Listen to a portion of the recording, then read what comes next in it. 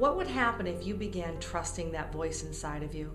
If you stopped listening to the noise of our programmed world and instead lived from a genuine place of knowing?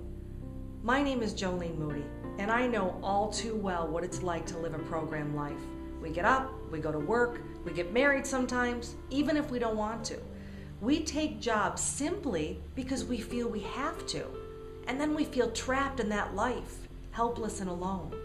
And all the while, our dreams and our passions are screaming inside of us. They're screaming to get out, but we don't listen. Instead, we just plug right back into the noise.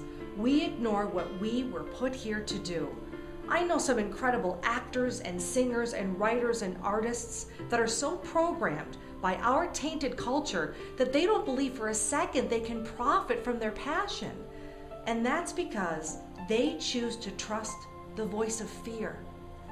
I want you to try something different. I want you to trust the voice of passion. If any of you know me or have ever heard me speak, you know my story. I was a television reporter and an anchor for nearly a decade, and I didn't love it. I loved the people and I loved the writing. I loved shooting with my camera and editing, but that's because there's a creative soul in me that thrives and feeds on the voice inside of me. But I still didn't feel alive because I was trying to fill a void with something that couldn't possibly take the place of the passion of what I really wanted to fulfill.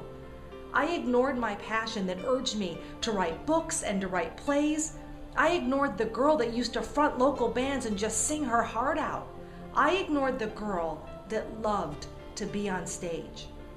I don't ignore her anymore. Instead, I feed her. And I feed her so I can feed you, so that you can stop ignoring that inner knowing, that deep calling that wants you to pick up the paintbrush, that yearns for you to start writing that manuscript or start your own business, that needs you to travel the world and take pictures and go on safaris. Every second you choose to ignore who you were meant to be adds more to the pain that you're struggling with. Our world is shifting for the greater good. And in that shift is your opportunity to embrace what calls to you right here and now.